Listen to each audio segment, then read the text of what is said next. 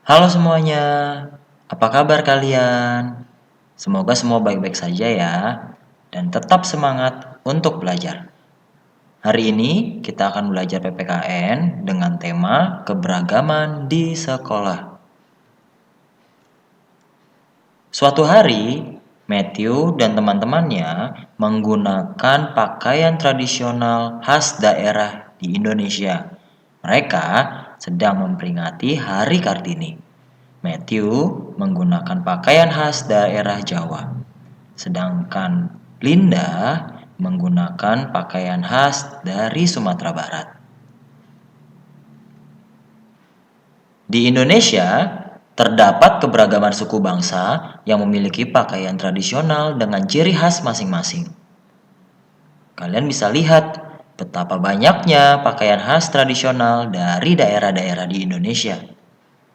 Selain itu, bahan-bahan yang digunakan pun berbeda-beda. Keberagaman suku bangsa teman-teman kalian adalah contoh keberagaman yang terdapat di sekolah. Contoh-contoh keberagaman baju tradisional di Indonesia apa aja ya? Kita lihat yuk satu-satu.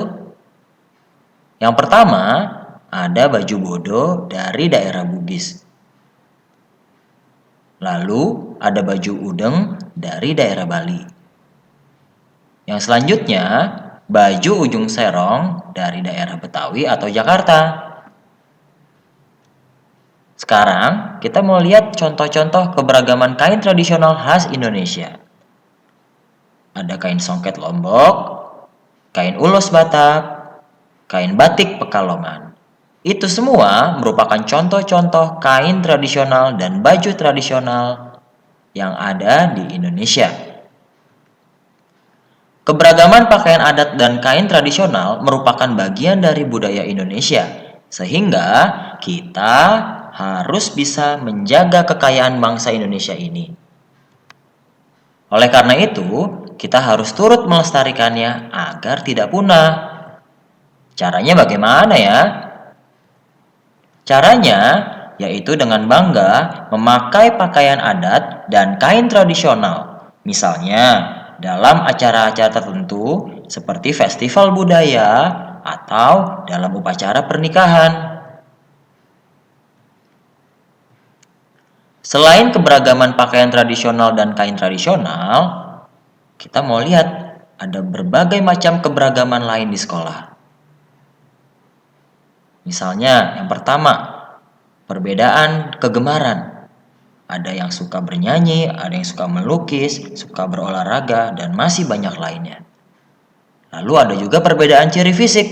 Kalian bisa lihat teman-teman kalian. Ada yang berkulit putih, sawo matang, rambut lurus, rambut keriting, dan masih banyak lainnya. Dan yang terakhir adalah perbedaan sifat. Kita bisa lihat teman-teman kita di kelas, ada yang sifatnya pemarah, ada yang sifatnya suka menghibur, ada yang suka belajar, ada juga yang suka tidur. Walaupun berbeda, yang harus kita ingat yaitu kita harus saling menjaga dan menghargai agar hidup dengan rukun. Manfaat keberagaman di sekolah. Kita mau lihat apa saja sih manfaat keberagaman di sekolah? Yang pertama, dengan adanya keberagaman, sifat teman di sekolah membuat kita semakin menyadari bahwa kita harus hidup rukun dan menghargai antar teman. Yang kedua, dengan adanya perbedaan kemampuan dan keterampilan dapat bermanfaat ketika bekerja sama dalam kelompok yang memerlukan berbagai keahlian. Yang ketiga, adanya perbedaan dapat mengembangkan kreativitas siswa dalam berpikir. Yang keempat, dapat juga menjadi sumber belajar berkomunikasi dan bekerja sama dengan baik dalam perbedaan. Jadi, kalian bisa belajar bagaimana berkomunikasi dalam perbedaan suku, bahasa, dan lain sebagainya. Selain manfaat keberagaman, kita juga akan belajar menyikapi keberagaman di sekolah. Apa yang harus kita lakukan dan bagaimana sikap kita sebaiknya untuk menyikapi keberagaman di sekolah? Yang pertama, kita harus bisa saling menghargai dan menghormati. Dengan saling menghargai dan menghormati, kita dapat menjaga persatuan, kesatuan, dan hidup rukun di lingkungan sekolah. Yang kedua, kita harus saling membantu dan menyayangi. Kalau ada teman yang membutuhkan pertolongan, ayo kita sama-sama tolong, kita sama-sama bantu. Karena kita harus bisa saling menyayangi. Yang ketiga, mau bekerja sama dan berteman dengan siapa saja. Ingat ya, kalau diberikan tugas kelompok, kita tidak boleh berpilih-pilih dengan teman-teman yang ada. Jadi, dengan siapapun, kita harus berteman dan mau bekerja sama. Yang keempat, saling bersikap toleran dalam perbedaan. Masih ingat nggak arti kata toleran? Toleran itu artinya kita menghargai segala perbedaan yang ada.